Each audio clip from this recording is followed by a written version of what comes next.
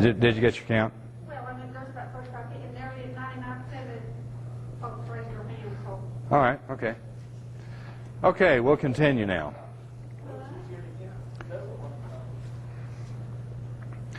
Now to go back to the beginning of this today's Tea Party and talk about one thing, is I hope that I can impart something to you that will enable you to win. Because I love to win, I hate to lose. I'm not interested in riding a rocket into outer space if I'm going to burn up on reentry. I want to win. I want to win. Now, we're going to discuss 4 actual cases of real, live people. Let's go back and review.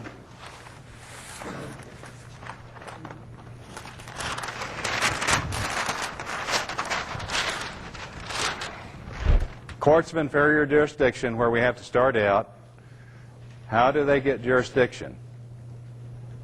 That's right, from pleading sufficient to invoke their power to act.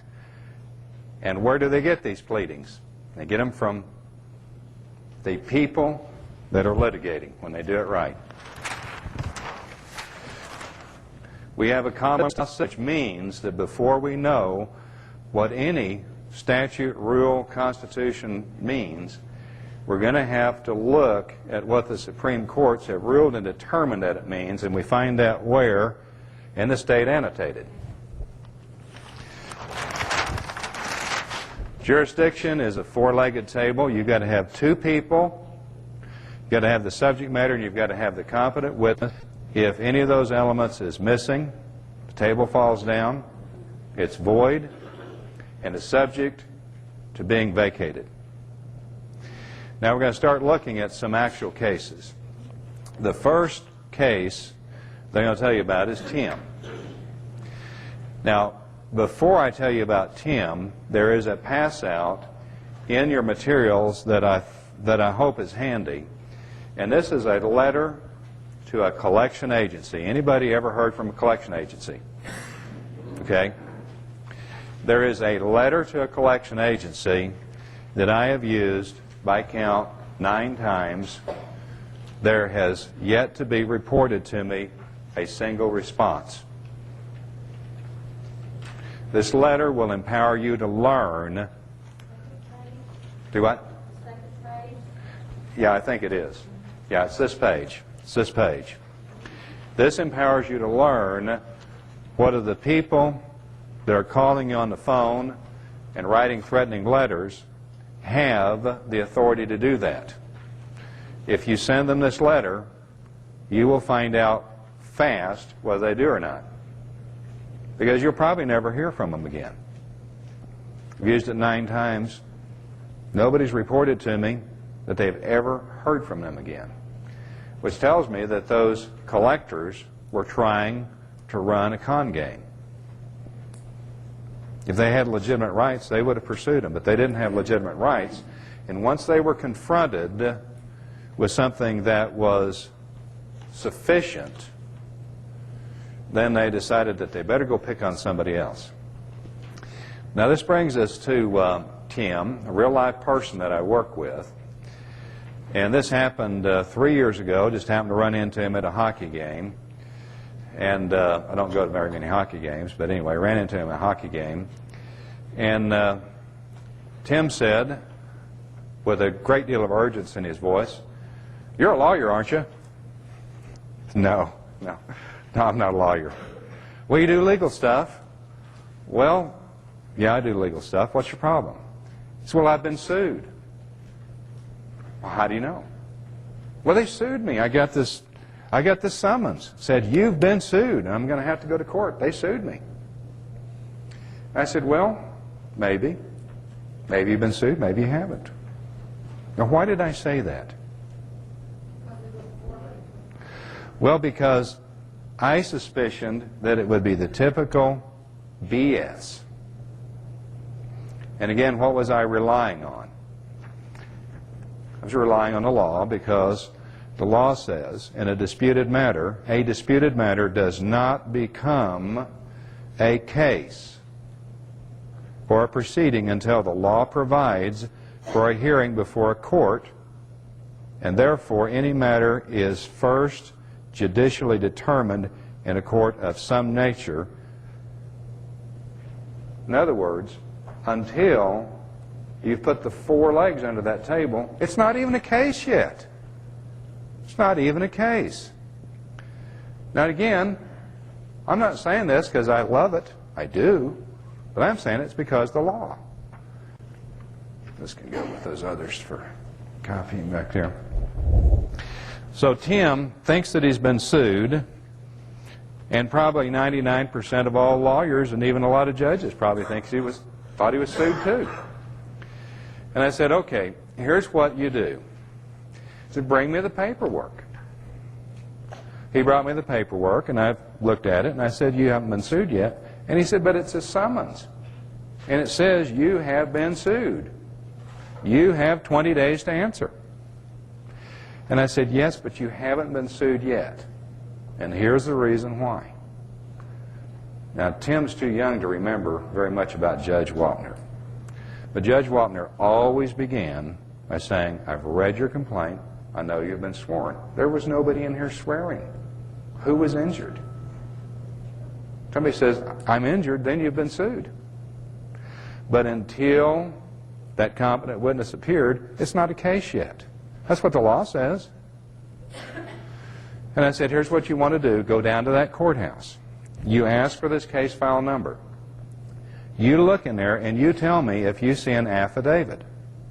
Because if you don't see an affidavit in there, they have yet to name a witness. If there's no witness, there's no injury. If there's no injury, there's no wrong. If there's no wrong, there's no remedy. There's no case. All right. So he went to the courthouse, and lo and behold, when he looked in his file, there was no affidavit. And so he calls me and he says, well, now what do we do? So I say, okay, here's exactly what to do.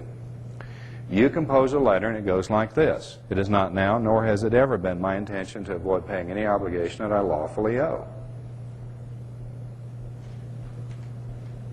In order that I can make arrangement to pay the obligation which I may owe, please document and verify the obligation. So you make 2 copies. You carry it over to this lawyer's office. You ask him to sign for one of them, and then you ask for the documentation and the verification. Now we know from this morning who can document and verify that. Can that attorney? No, he can't do it. And I'd already coached him of what to say because I was already anticipating what would probably be said. And that attorney said, well, you're here to start your installment payments. We'll get you started. Tim said, no, I'm here for the documentation and the verification of what I owe. Oh, well, yeah, we can document that and we can verify that and we can get you started on some payments. It'll be easy for you to afford them. Said, no. I want you to document and verify what I owe.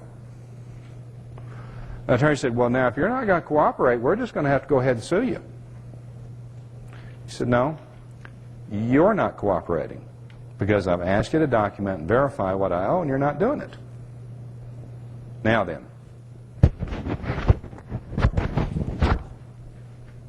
Is that better? So what we did is we answered their suit, but we also countersued them for fraud and bad faith because they had advanced documents expecting another person to rely on them, which they would surrender money, property, or rights that they had to know were false. How did they have to know that they were false? Because that attorney had an obligation under oath to make an inquiry reasonable under the circumstances to determine whether or not there was an actual obligation. And when he couldn't document, I mean, how hard could that be to document? And when he couldn't document it, that told us that he had committed fraud. But he had committed fraud in the name of the finance company that was now suing him for a deficiency. Now, this Tea Party went on for well over a year. And twice they tried to get a summary judgment against Tim The lawyers wanted their money, and it wound up there was a team of 3 against him, and that's usually how it works out. These guys are so confident in themselves, pleading against a pro se, that they have to show up with a posse. But let's look at the second response to the motion for summary judgment. That's part of your materials. And that's identified as defendant and counterclaimant, John Doe Citizens, response to plaintiff and defendant on counterclaims motion for summary judgment. Okay, what's our premise we're going to proceed under? Plaintiff and defendant on counterclaimants motion for summary judgment is a substantive and procedural nullity. Pretty heavyweight words for somebody representing themselves going into court. Brief in support. Plaintiff and counterclaimant has placed no facts on record. No fact appears on record, whether by deposition, admission, answer to interrogatory, or by affidavit, to suggest or to support the averments of plaintiff and defendant on counterclaimant's pleadings. Documents proffered by Dewey Cheatham, it's not the attorney's real name, are unverified, out of date, irrelevant, and inadmissible. The record shows that the defendant and counterclaimant, John Doe Citizen, has testified and testifies again infra, establishing that material facts to which there is substantial controversy are at issue in this case. What's accomplished in this first paragraph? First of all, when you're in a pleading form, you want to know what it takes to win with that form. And when you want to win against a motion for summary judgment, you've got to state that there is a controversy. If there's a controversy, there can't be a summary judgment. And you're stating that there is a controversy. And so the court cannot decide this against you. And you're also saying that the only person that said anything in this tea party is an attorney. And I don't care how high the stack of paperwork gets from an attorney, it never rises to a level of fact. If you look at the clear letter of the law as determined by the Supreme Courts, the judge is not even supposed to look at it. It's not supposed to be noticed by the court. Just like Sanders Sauls down there in Florida with those stacks of 20,000 ballots in there, it wasn't noticed by the court because it didn't come through a competent witness. Now we go ahead and state what we feel the controversy is. And then we come down to the argument and authorities, which is the holdings upon which we are basing our empowerment of the court. This is how we empower the court to make a ruling favorable to us. Argument and authorities. Statements of counsel and their briefs or argument are not sufficient for purposes of granting a motion to dismiss or for summary judgment. Trenzi versus Pagliaro. Unsupported contentions of material fact are not sufficient on motion for summary judgment, but rather material facts must be supported by affidavits and other testimony and documents that would be admissible in evidence at trial. And it gives the authority for that. Where there are no depositions, admissions, answers to interrogatories, or affidavits, plaintiff's motion for summary judgment could not be considered under District Court Rule, Oklahoma Statute 12, Chapter 12, Rule 13, providing for judgment where facts are not controverted, inasmuch as there was a complete absence of any requisite basis, misspelled basis there, for proper determination that no substantial controversy existed. And it's coming from where? Our annotated statutes. Any ruling on a motion for summary adjudication must be made on record parties have actually made and not upon one that is theoretically possible. And then I go ahead to list some other authorities there. But it goes right directly, exactly to what we've been talking about. The other side was not entitled to a judgment. They hadn't even established a case yet. Do you think that this is unusual? I estimate that this has happened 50 million times in this country because our legal system is so rotten, attorneys are so lazy, incompetent, and utterly stupid. So, actually happened in the case. Well, what happened is they fought on for about another month or so after this. And they called him and they said, "We will leave you alone if you'll leave us alone. Will you please leave us alone? Will you please drop your suit? We'll drop our suit if you'll drop yours." Well, I left it for Tim to decide what to do because I wouldn't have dropped it because I want to win. But he had had enough after nearly 2 years of having these people as if they had a gun at his head, that he was really ready to drop it and let it go. But I hope you agree that in the time from when he frantically said, "I've been sued," and when the amount that they were claiming that he was going to have to pay was about $6,000, to actually being able to walk away was not just a victory. It was a tremendous victory in the context of a system. If the pleadings are right, you can win. That's the Tim story. Do you like the Tim story?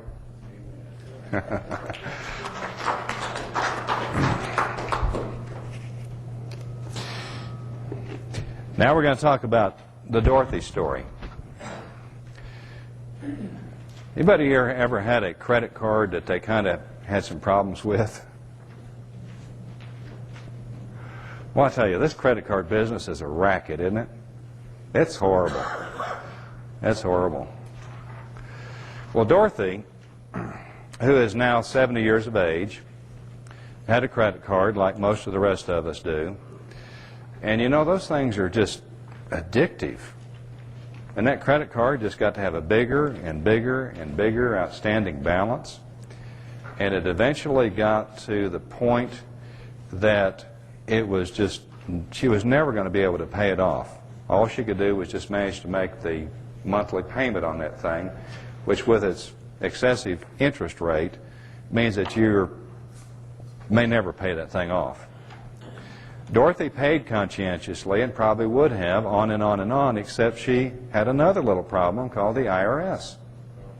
The IRS worked her over, and by the time the IRS got through working her over, she was ready to quit work. And when she quit work, she did not have the financial means to pay that credit card. The credit card went into default. And then what happens when a credit card goes into default, usually? Well, they usually do. They sell it. They sell that obligation. Unless that promissory note is transferable. And even then, only with proper notice. If you sell it, it's dead. It doesn't exist anymore. It's gone. Killed it. Well, it depends on whether there's a transfer clause in it. And if there's a transfer clause, it can be sold if they give you proper notice. We have a thing on taxes where the so-called county clerk sells it to the sheriff on back taxes. Is it dead? Well, we'll have to get to that later. We'll try to work that one out in the afternoon session. So anyway, here's Dorothy, defaulted on this credit card, and by the time she defaulted on it, the balance on this thing was $6,000. She's sued by a lawyer in the name of the company that had the credit card. Now, she had been, unfortunately at that time, held back by a tether because she thought she might be protected if she wrote on the outside of that summons, refused for fraud, and returned it. Anybody heard that one? Okay. Didn't work. It didn't work. That attorney got a summary decision against her for $6,000. Now then, a little bit over a year later, she is compelled to go into court on a hearing on assets. And strangely enough, this $6,000 has managed to inflate to $14,000. How does that happen? I think it's called greed. And so she appeared in court, and that attorney said, "Oh, you better get an attorney. You're in big trouble. You need help. You better get you an attorney. You need an attorney? You better get you an attorney." Well, Dorothy didn't get an attorney. What we did is, because we looked at the record and saw that it was the typical atrocity that had not been done properly, we launched a collateral attack. And this is the last effective pair of pleadings that were filed in that attack. We sued another court, in other words, a collateral attack. Now, in these cases, these are real cases. What I've done is go through them and attempt to remove anything that would actually identify the people in the interest of their privacy. So if you see something there that leads you to conclude that you might be able to discover who that is, please ignore it. But this is the pleading that we filed, because we filed our own petition to vacate this void judgment, and we parried with them for a while. Now we're going to come along and we're going to file our motion for our summary judgment. We're going to get a summary judgment against them. And so we'll read a little bit of that. Mark, you want to read the first page there?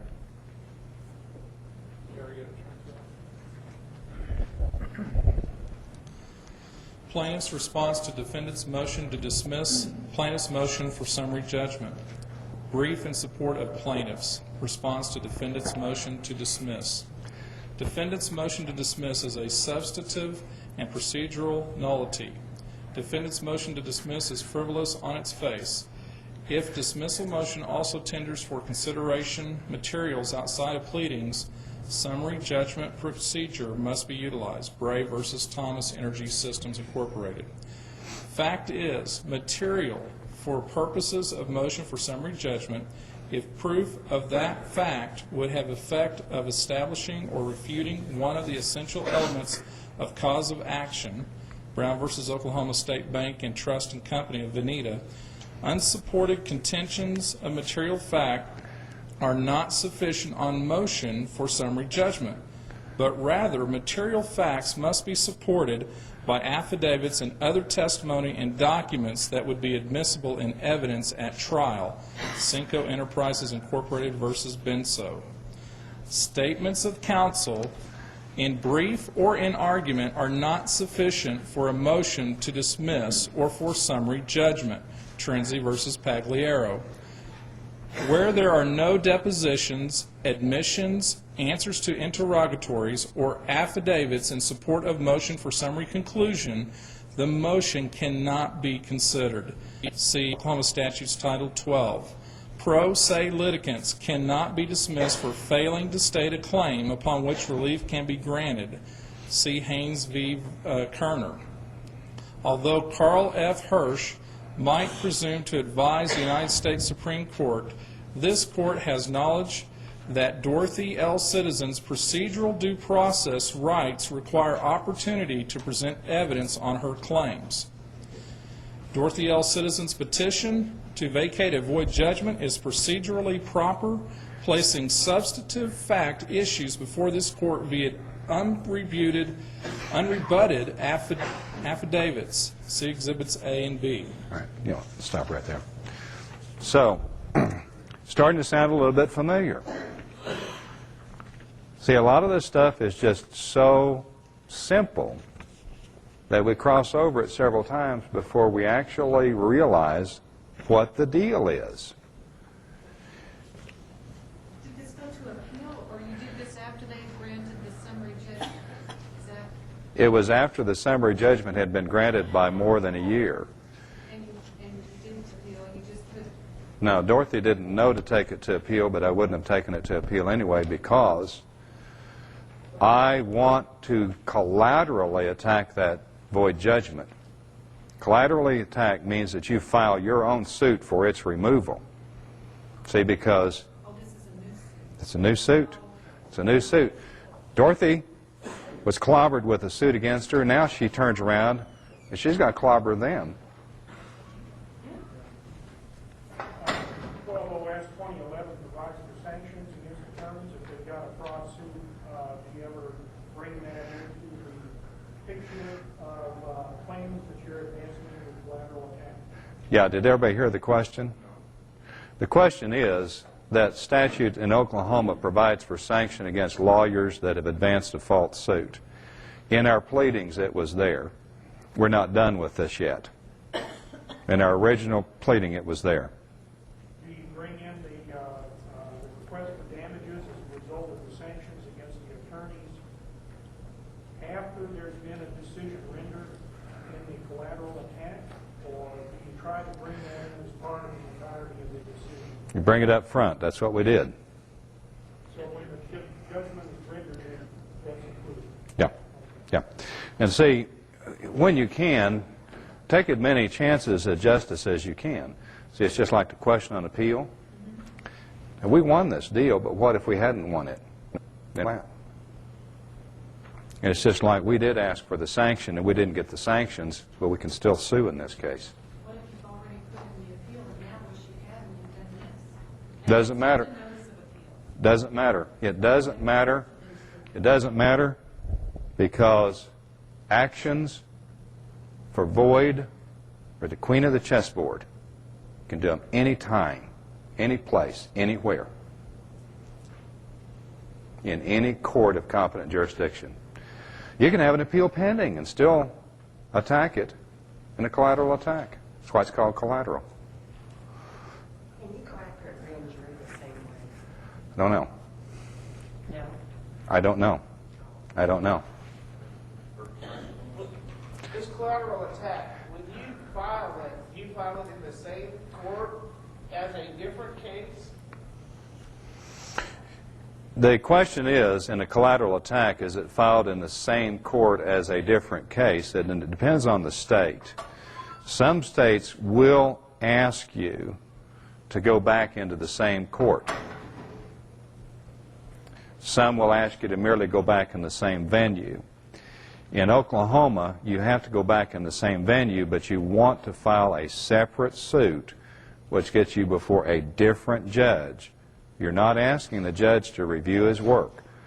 That's why, although it is possible to move for vacation of a judgment, I don't recommend it. The latest question before that was, does the law of voids apply to grand juries? And my answer is, I don't know. Deborah, you want to come up and read a couple of pages?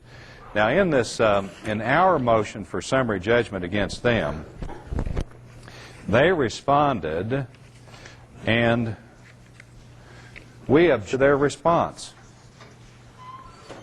Now, I did this for two reasons. First of all, because their response was not legally sufficient, but also I wanted to give Dorothy, who is 70, was supported by Deborah and a couple of other friends, a little bit of emotional currency when she went into that courtroom to argue against one attorney with two backup. I mean, I guess they think they're strength in numbers or something. I don't know.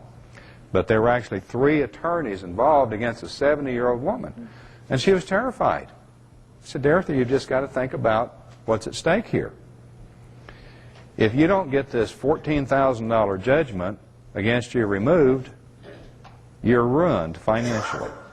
You're just absolutely ruined. Because you'll never pay it off. They'll take any property you have. And it's just a terrible. So what we did is we objected to their answer, and Deborah's going to read the objection.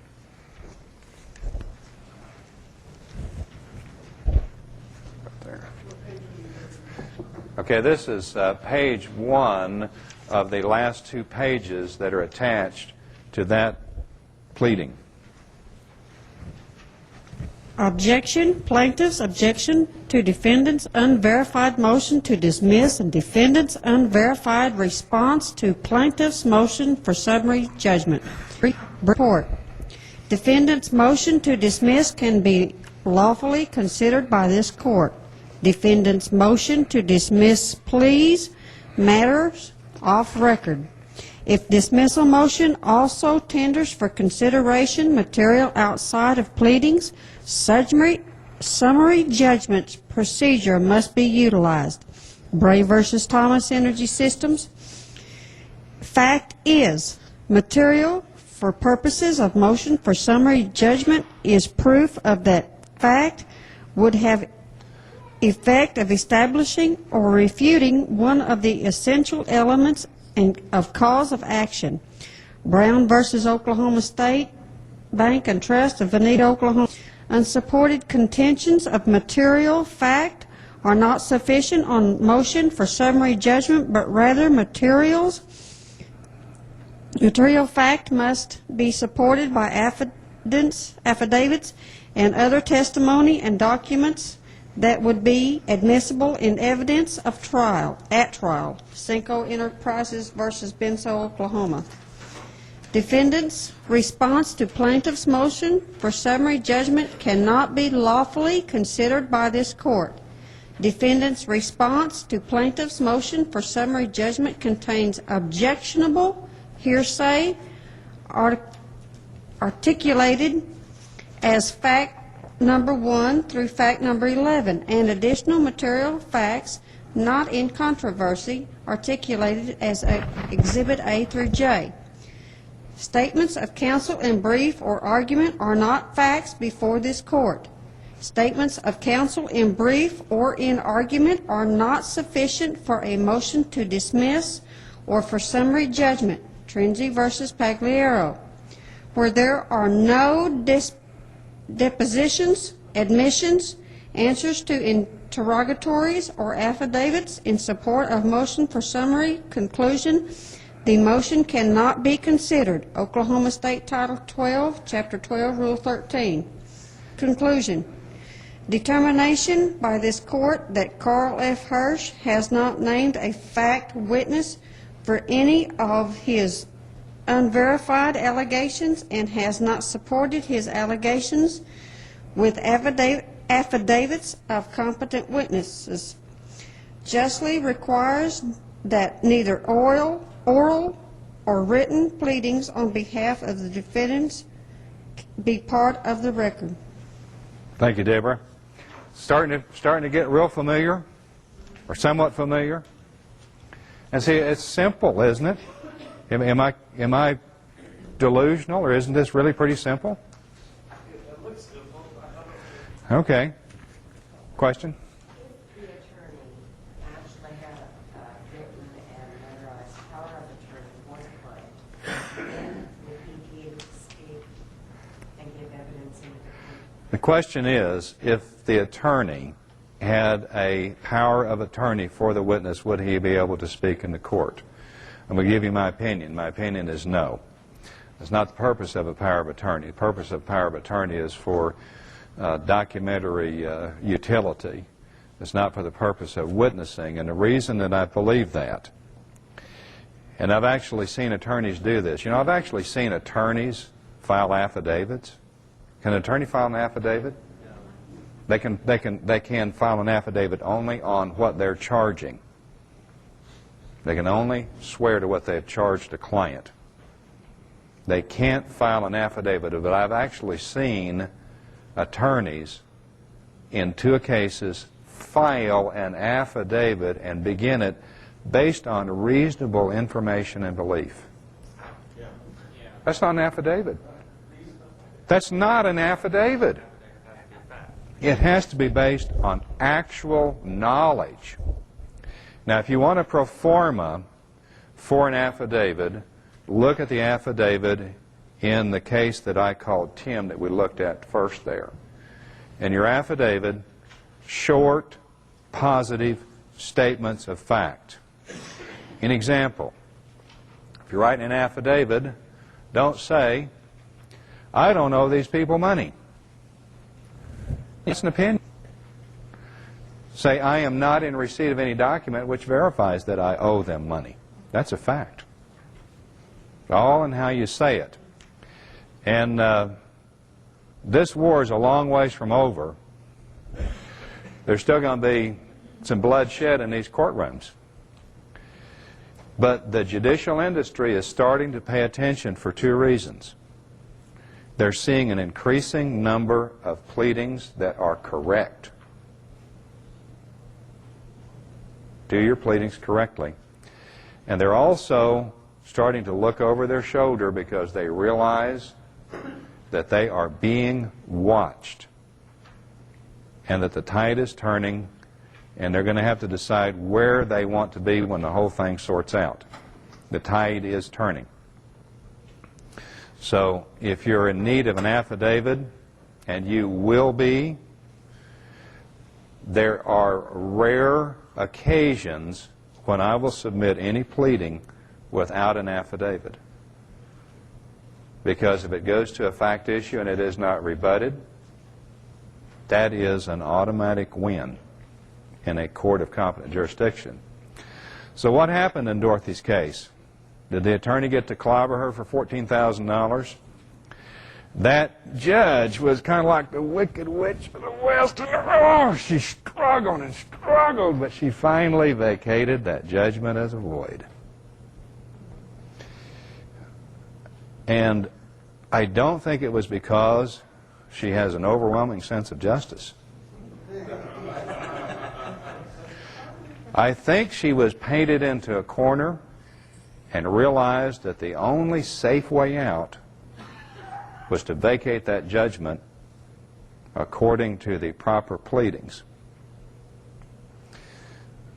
Dorothy told her that if she did not, basically gave her, she said,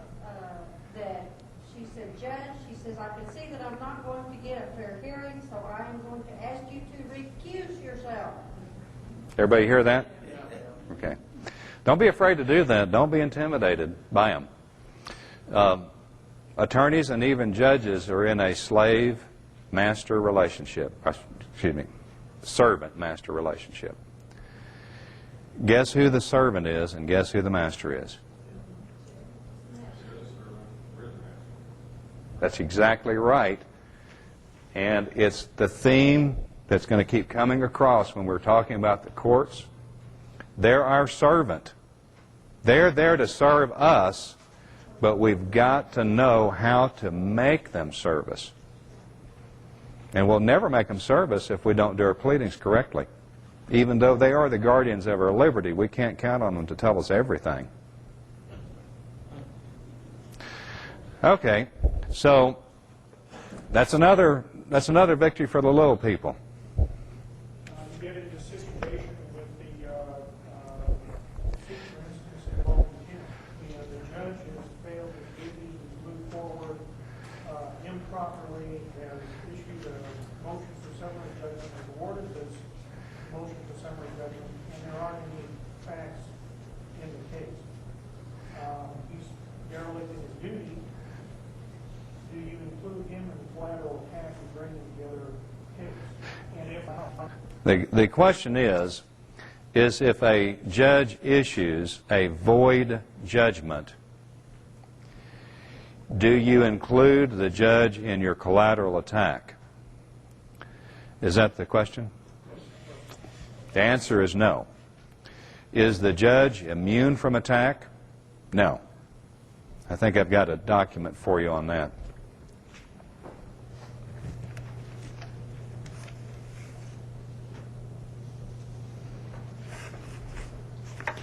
my understanding is he loses, if he issues that void judgment without subject matter jurisdiction, he loses all immunity.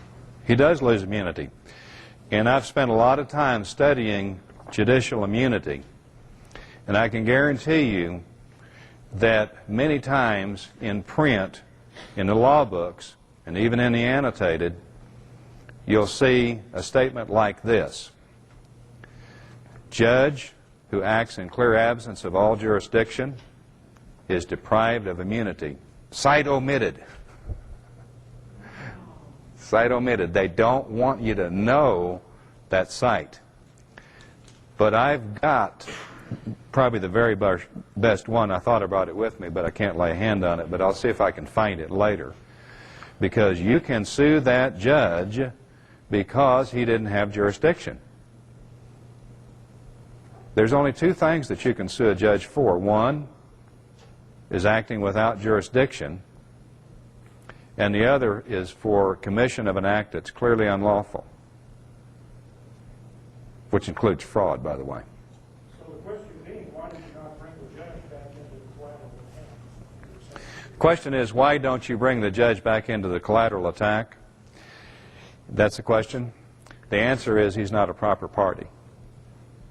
You don't have standing to sue him for that. You do have standing to sue him, but not for that. Also, the judges usually don't like to judge against other fellow judges. No doubt. Like, there are also sightings having to do with the judge or the court taking jurisdiction where he didn't have it, that it is not the defendant's place to have to bring that out. The judge is supposed to know it. And he's not supposed to take jurisdiction unless he lawfully has it. Okay, I think I understand the statement or question. A court, meaning a judge, can determine their own jurisdiction. That doesn't mean shall, it means can. It means that they can look at a matter and say, well, I can't do this one. Or they can look at it and say, yeah, I've got jurisdiction here.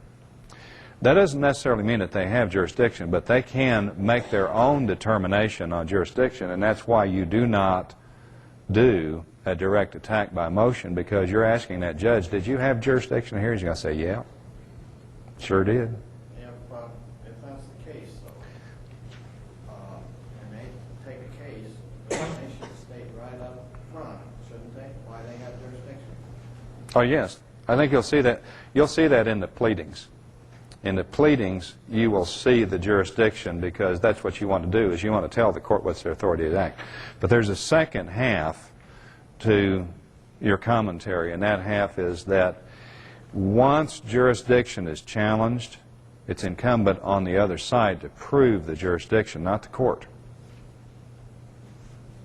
So in other words, if you say, well, this court didn't have personal jurisdiction over me on this because I didn't know about it, they have to prove that you got service. The court doesn't have to prove it. They have to prove it. So whenever jurisdiction is challenged, it's incumbent on the opposing party to prove the jurisdiction. I think my question is that if a court unlawfully took jurisdiction and you didn't challenge it in court, I don't believe that you have to in order to bring up the issue later. You're absolutely right. Did everybody hear the question? The question is, if you don't challenge jurisdiction, can you bring it up later? And the answer is absolutely, because the jurisdictional question can always be raised, and subject matter jurisdiction is never waived. It's never waived.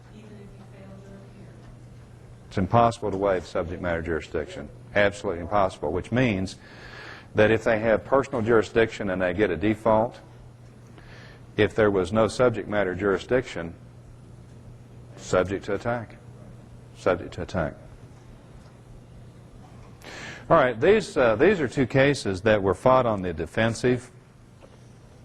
So the question probably occurs to some of you, can we fight on the offensive? What happens when we go on the attack against them? Do it. Do it. Just do your homework. This is a real case, and this is Bobby's case. And Bobby's two sons were driving down a McLean County road in a rainstorm back a couple of years ago, almost a couple of years ago. And the county doing maintenance on that road had dumped a pile of gravel completely across a culvert, about 3 feet high. They ran into that pile of gravel, totaled the pickup truck. Both of them were injured, one of them pretty badly, a lot of cuts in his face, glass and everything. And they went to a licensed bar associate attorney, took their case, kept it for over a year. Then, without requesting to do so, he dismissed the case and resigned. So you don't have a case. You don't have a case. And his logic was there are, quote, a myriad of defenses for the county of McLean County under the Oklahoma Municipal Tort Liability Act. Well, to me, what this immediately meant to me is that this attorney didn't smell enough pay dirt in this one to make it worth his time. But instead of being honest and saying, you know, I'm a greedy sleaze, I'm a greedy sleaze, and unless I can really make some big bucks, I don't care about your problem. That's what he should have said. But instead, he lied to him. Anybody ever encounter an attorney that tells a lie? Okay. That's a real good possibility. Gentleman's commentary was he might have received more money from the other side. Does anybody not believe that that happened? Okay. So where does this leave Bobby and his 2 sons in this whole deal? Well, what we did is we repleted this case. And we didn't have much to go on because they wouldn't tell us anything. We had to use a deposition to find out who dumped the gravel. We also, coincidentally, at great shock and surprise to their attorney, used a deposition to prove the case. Because before I went into the pleadings, I went to what? Yes, the state annotated. I found out what you have to prove. What is your burden of proof? What do you have to show? And everything that we had to show in the suit was posed as a question in that deposition. Were you doing maintenance on the county road? Yeah. Thank you. And so we just crossed all the T's, dotted all the I's, and we had already put pictures as well as affidavits in the file. File those affidavits, testify. If they're not rebutted, they become evidence.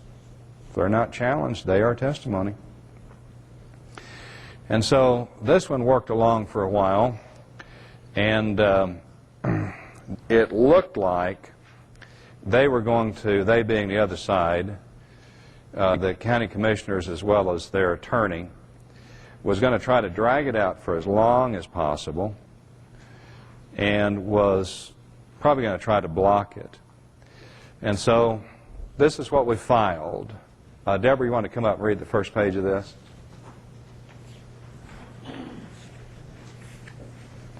Read a couple of pages if you can.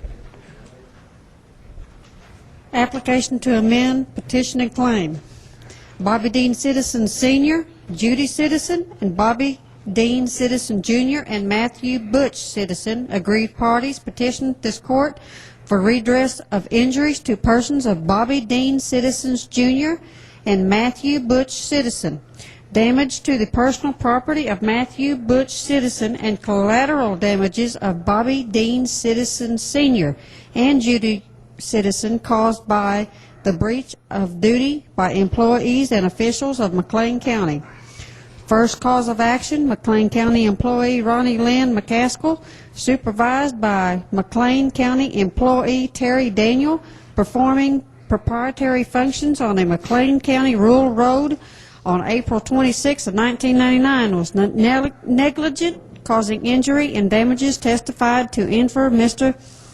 McCaskill, performing proprietary functions completely blocked an open and commonly used road by dumping a pile of gravel that completely covered the passable roadway, totally preventing safe passage.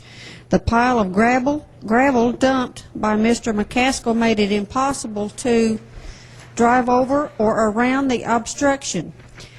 The negligence of Mr. McCaskill was compounded by his willful negligence to mark a frequently used county road under maintenance with safety warning signs and barricades. Bobby Dean Citizen Sr. and Matthew Butch Citizen, exercising proper care and caution that reasonably prudent persons would have used under the same circumstances, and devoting full time and attention to driving, had no means to know of the hazard in the roadway for want of proper warning signs and barricades. The citizen vehicle struck the gravel totally obscured by a heavy rainstorm. If Mr. McCaskill had placed proper warning signs and barricades, Bobby Dean Citizen Jr. and Matthew Butch Citizen would have stopped, averting injury and damage even if rainfall obscured their vision. McLean County had a duty to protect the driving public by the supervision of placements of signs and barricades. McLean County had a duty to protect the driving public from harm. See Neal versus Donahue. Mr. McCaskill breached McLean County's duty not to make the roadway dangerous for ordinary use under the circumstances, and not to permit the highway to become dangerous for ordinary use under the circumstances. McLean County's breach of duty resulted in injury to Bobby Dean Citizen Jr. and Matthew Butch Citizen. See Transcon Lines Corporation versus Cornell Construction Company. The accident did not relate to discretionary placement of traffic control devices, but the placement of hazard warning signs. A municipality has an ongoing duty to warn of known dangerous conditions of the road. The duty to exercise reasonable care to maintain safe streets includes an obligation to barricade or light the dangerous conditions, or in the alternative to prohibit use of the street. McLean County is not immune from suit. There shall be a remedy afforded for every wrong. Oklahoma has waived counties' immunity for occurrences arising from proprietary functions. Maintenance of a county road is a proprietary function. Counties are liable for tortious conduct arising from proprietary function. McLean County, as well as McLean County's commissioners, have cognizance of the They know about it. proprietary nature of a county road work. The April 26, 1999 action of McLean County by and through Ronnie Lynn McCaskill were not for the purpose of governing the people of McLean County, but for the private advantage of inhabitants of the locality and the county. Bobby Dean Citizen Jr. and Matthew Butch Citizen have each suffered personal injuries in the amount of at least $2,500. Matthew Butch Citizen suffered damage to personal property of at least $3,000. Second cause of action, aggravated. I'm sorry, that wasn't following that one. Aggregated with the injuries of Bobby Dean Citizen Jr. and Matthew Butch Citizen. Bobby Dean Citizen Sr. and Judy Citizen have suffered discomfort, annoyance, and inconvenience as derivative of the breach of duty of McLean County, which resulted in injuries to Bobby Dean Citizen Jr. and Matthew Butch Citizen. Bobby Dean Citizen Sr. and Judy Citizen were compelled to furnish Matthew Butch Citizen with a vehicle, had an added jeopardy of having to co-sign on a new vehicle loan for Matthew Butch Citizen, and suffered emotional anguish, discomfort, annoyance, inconvenience directly due to the bad faith and irresponsible demeanor of McLean County officials. C. Walker versus City of Moore, and Cunningham versus City of Ardmore, Oklahoma. Rehearing denied. Certiorari denied. Bobby Dean Citizen Sr. and Judy Citizen's injuries are not less than $5,000. Third cause of action. McLean County's officials have been grossly negligent, committing acts that, if done by a private citizen, would immediately rise to a level of malicious mischief.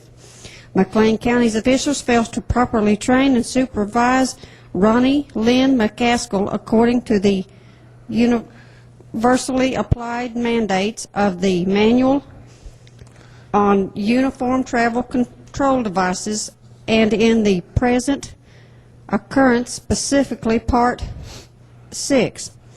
Even after informed of the incident, McLean County's officials failed to mark the hazard and also failed to inform, train, and supervise Ronnie Lynn McCaskill.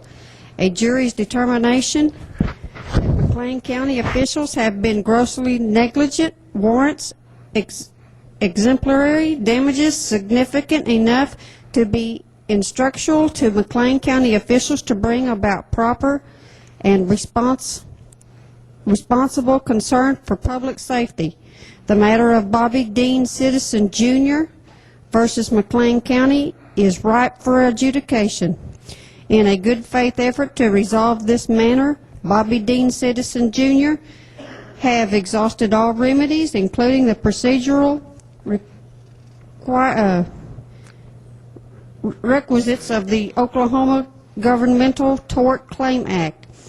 The notice given by Bobby Dean Citizen Jr. and Matthew Butch Citizen is significant, so as not to preclude the claims of Bobby Dean Citizen Sr. and Judy Citizen arising from the same transaction occurrence. C. Walker Supra. Arguments and authorities. There shall be a remedy afforded for every wrong. Oklahoma Bill of Rights, Article 2, Section 6. Oklahoma has waived immunity insofar as counties are concerned. And indicia of a proprietary function is that it is quasi-private in nature and exercised not for the purpose of governing its people, but for the private advantage of inhabitants.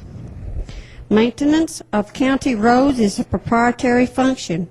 Counties are not immune from liability for tortious conduct occurring during the performance of a proprietary function.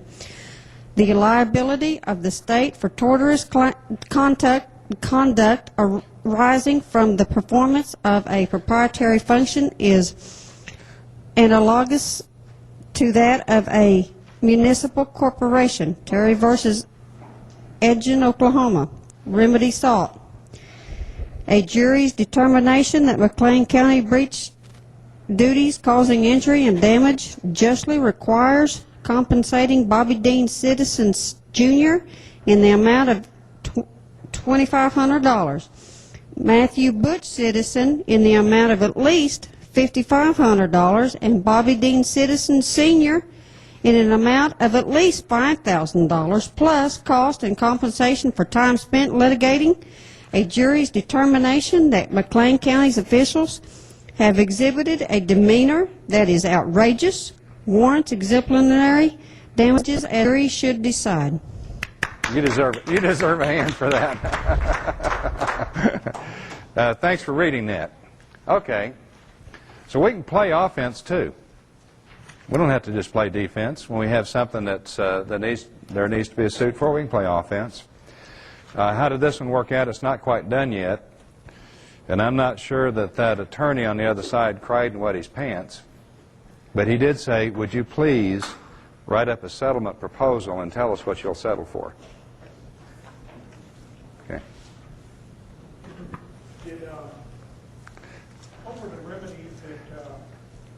required to exhaust pursuant to the Oklahoma Tort?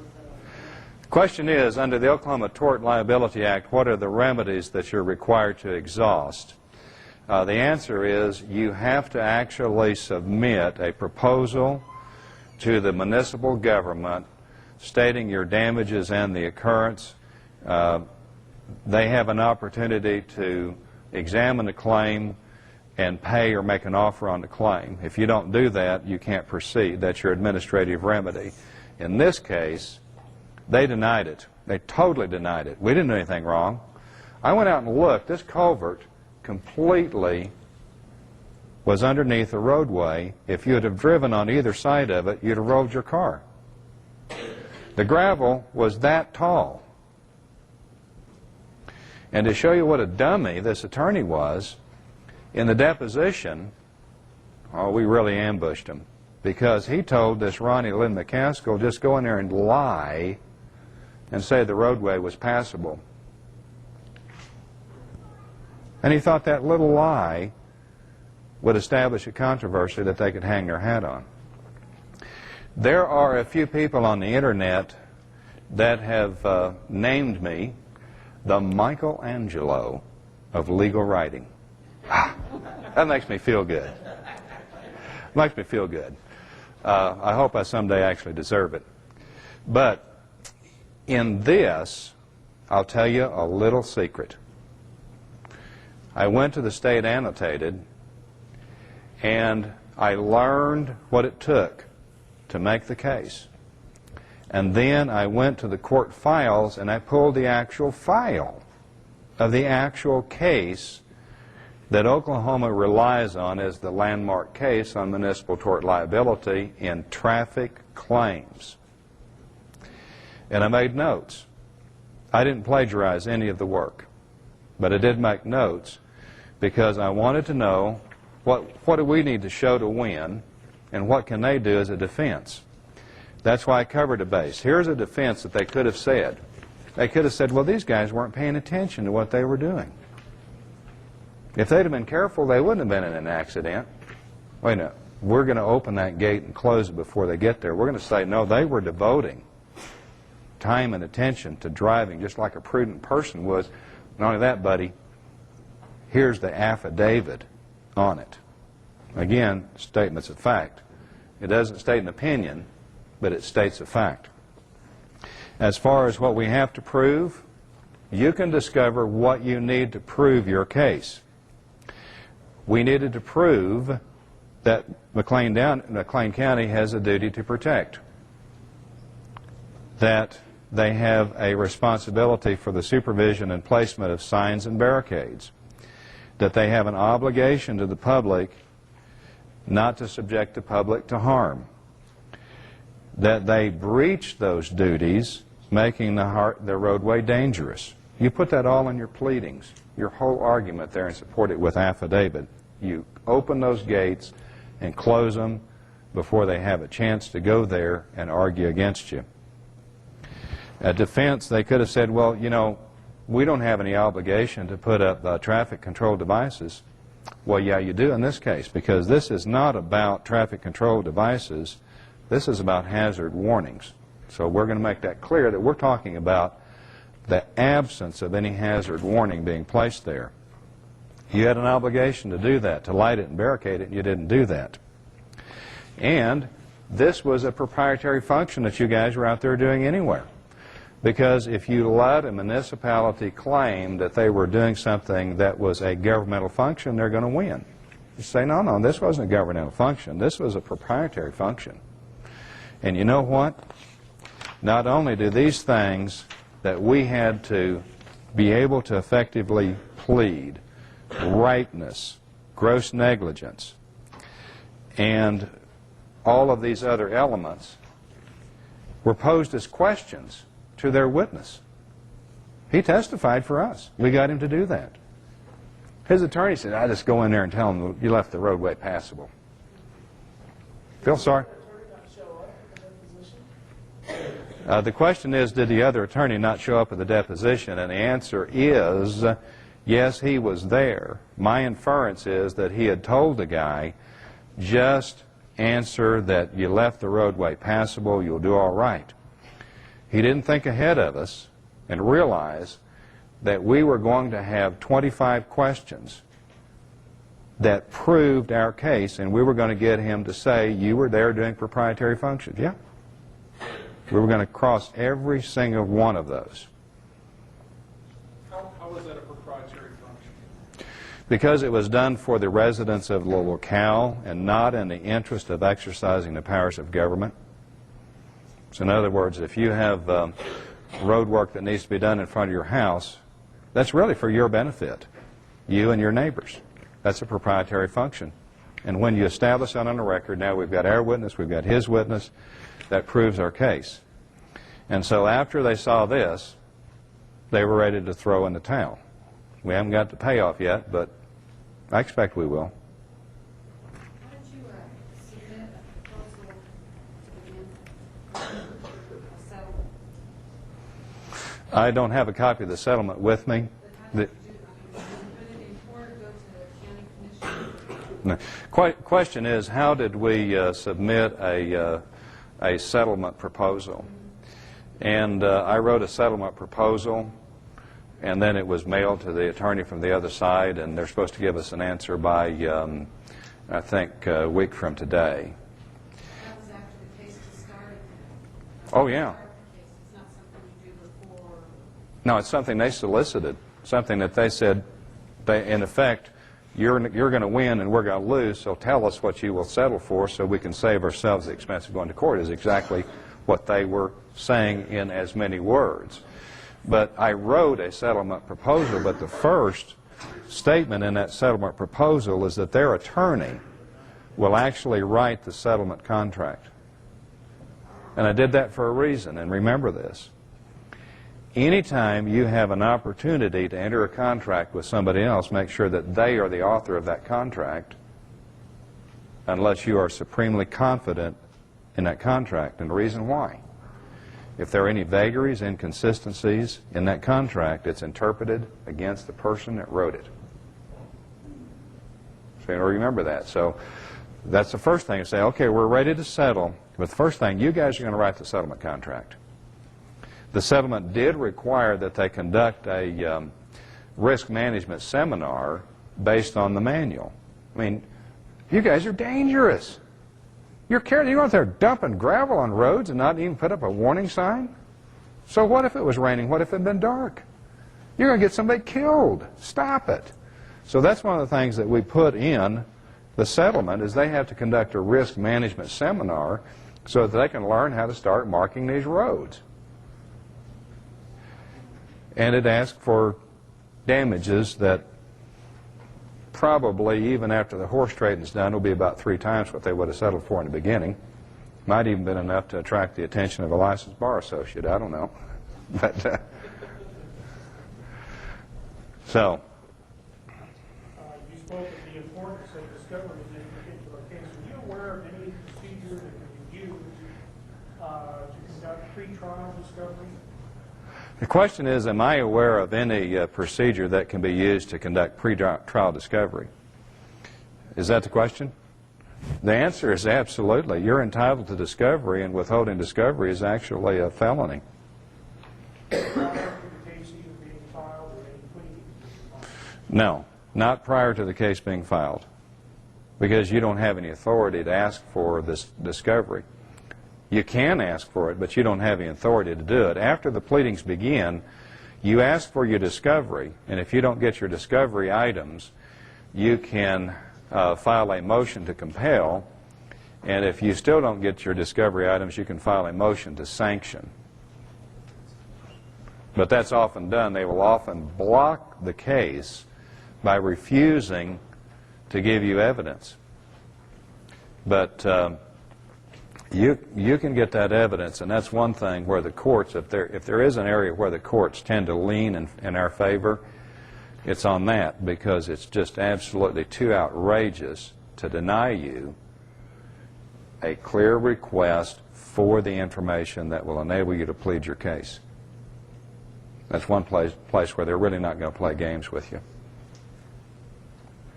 We have been discussing jurisdiction a little while ago. And in the federal courts, the thing that I've noticed is on every pleading I've seen, there's a very clear jurisdictional statement which invokes the authority of the court. However, in Oklahoma, in the state proceedings, it appears that there's even no requirement for the attorneys of wax to not adhere to the requirement. I think you're asking for a comment on Oklahoma's court customs as far as pleading the jurisdiction. We plead our jurisdiction to act. It's under the Oklahoma Municipal Tort Liability Act, and it's also under the Constitution. So when you get back here to argument and authorities, we pled our authority to act. So they can't challenge us on lack of subject matter jurisdiction, because between this right here and the affidavits, we put 4 legs on that table. It's true that attorneys are very, very sloppy about not stating the court's jurisdiction. That doesn't mean that the court doesn't have subject matter jurisdiction. It just means that it makes it easier to challenge the court's jurisdiction if they don't say what, where they're coming from. I guess specifically the way I was referencing that particular question is, get in a civil matter, and the other side is proceeding against you, and you don't know what statute they're proceeding under, which has invoked the court's jurisdiction. It therefore seems to me to apply the federal standard for lack of jurisdictional statement, that you have a void judgment argument for lack of subject matter jurisdiction, for failure to inform you of the authority upon which the other party can report on proceeding. Okay, that's a little long to try to repeat, but you're saying, does it pose a jurisdictional challenge if they don't state their jurisdiction up front? And the answer is it does, but it's not a card I would play in that way. What I would do is file a motion to dismiss for failure to state a claim upon which relief can be granted. What's that? Motion to dismiss? Well, the claim that will state for which relief. Okay. You get this from the IRS. Failing to state a claim upon which relief can be granted means that you are not proceeding under a common law authority as a person with standing to proceed under that common law authority. You have to establish 2 things. And that's why I'm going to state the common law authority, but I'm also going to show that I have standing. See, these people had standing because they claimed that they were injured. They're the injured parties. That gives them standing. Now then, in the reverse of that argument, under Haynes v. Kerner, you can't be dismissed for not stating that. The court has an obligation to tell you what you should be proceeding under. But that's a pro se litigant. That's not an attorney. And going back to the original statement, are these people sloppy? Yeah, they're terrible. They're terrible, but the more terrible they are, the more I love it. I just absolutely love to take on attorneys or teams of attorneys and beat them at their own game. Going back to this last example, if you file that motion to dismiss the failure to state a claim upon which relief can be granted, does the opposing party, the attorney for the opposing party, have the right to correct their pleading, or do you have the advantage of double jeopardy? The question is, when you file a motion to dismiss for failing to state a claim upon which relief can be granted, the question is, do they have an opportunity to amend their pleadings? And they do as a matter of law, and so do you. They have an opportunity to amend because the motion to dismiss for failing to state a claim upon which relief is to be granted is aimed at eliminating a totally frivolous lawsuit. It's not aimed at eliminating a valid lawsuit that just happens to not have the correct paperwork. It's a chance to correct the paperwork. Well, the idea of jurisdiction, just as a note of interest, something that happened to me back in 1978, that sued 2 IRS agents for criminal trespass. And so I sued the federal court. The judge wrote back and said that the court was one of limited jurisdiction, so therefore he didn't have jurisdiction to take the case because he sued 2 IRS agents in federal court. So I turned around and sued the agents in the state court. Well, the U.S. attorney removed it from state court back to federal court. The same judge threw it out the first time, threw it out the second time, and told the U.S. attorney, don't bring this case back into my court because it doesn't belong here. So it went back to state court. And in the removal statute, the judge said that once a removal from federal court back to state court cannot be refiled to put back in federal court. So the case was still set in state court, but unfortunately I was transferred out of state, so I wasn't able to follow back up when I sued these 2 agents in state court. But I thought it's kind of interesting where the judge said, well, these were federal agents who violated my rights, so I thought, well, it's logical to assume that that's where you go. No. But when I'm saying but what I'm just saying is that what he said was that the federal courts are one with limited jurisdiction.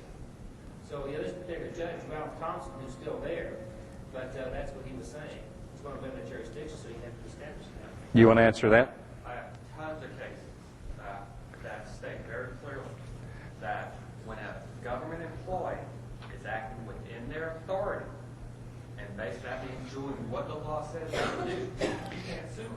You can't touch them. You can't touch the government.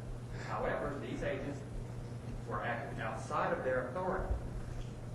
Therefore, they are no longer acting for the government or as government agents. This is in the court case I have. So, therefore, they are acting as private citizens. Well, that's what happened.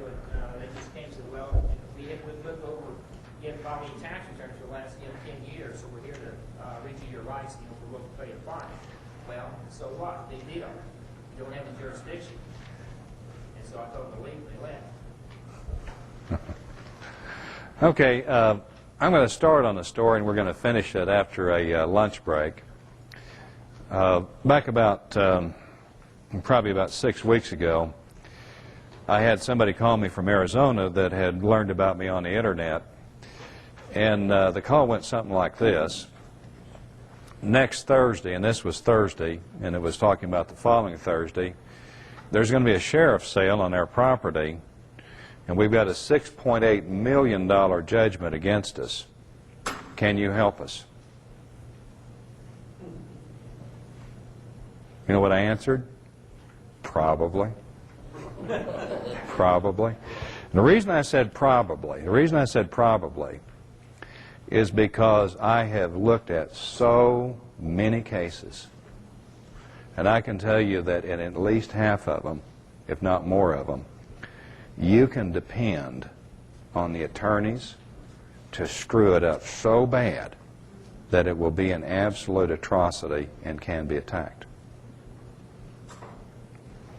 But can you imagine being in their position? And these are ordinary folks. They're just common, ordinary folks. $6.8 million in judgment against them. And their property was going to be taken in a sheriff's sale.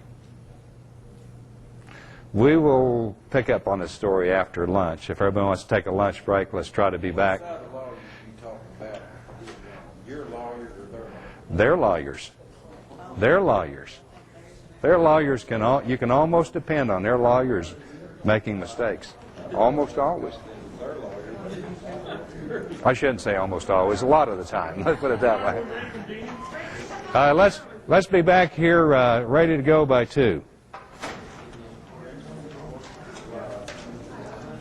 There's a place called Pat's Barbecue, which is just not too